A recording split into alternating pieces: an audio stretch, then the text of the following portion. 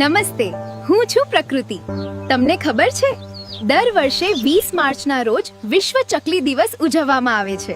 ચાલો હું એકદમ નાની બનીને સીધી ચકલીના માળામાં જઈશ અને તમને તેની અદ્ભુત દુનિયા બતાવીશ. ચકલીઓ પાણીથી નહીં પણ ધૂળથી નહાય છે. તેને ડસ્ટ બાથ કહેવાય, જેથી તેમના પીંછા સાફ રહે. તમને લાગતું હશે કે ચકલી ધીમી છે?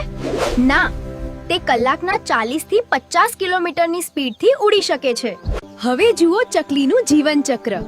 આ છે ચકલીનો સુંદર માળો, જેમાં તેણે 4 ટપકાવાળા ઈંડા મૂક્યા છે. લગભગ 11 થી 14 દિવસ પછી આ ઈંડામાંથી એકદમ નાજુક પીંછા વગરનું નાનકડું બચ્ચું બહાર આવે છે. મોટી ચકલી અનાજ ખાય, પણ આ નાના બચ્ચાને પ્રોટીન જોઈએ, એટલે મમ્મી ચકલી તેમને નાના જીવજંતુ ખવડાવે છે. ફક્ત 15 દિવસમાં આ બચ્ચાને પીંછા આવી જાય છે અને હવે તેઓ ઉડતા શીખવા લાગે છે. પણ મિત્રો, મોબાઈલ ટાવરનું રેડિયેશન અને ખેતરમાં દવાઓ છાંટવાના લીધે આજે આપણી ચકલીઓ ઘટી રહી છે. તેમને બચાવવા આપણે ઘરની આસપાસ માળા લટકાવીએ અને ઉનાળામાં પાણીના કુંડા ભરીને રાખીએ. હવે આજનો સવાલ.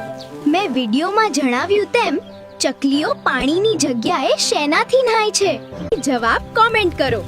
આ વિડીયો ગમ્યો તો વિડીયોને શેર કરો અને ફોલો કરો વિશાલ વિજ્ઞાન.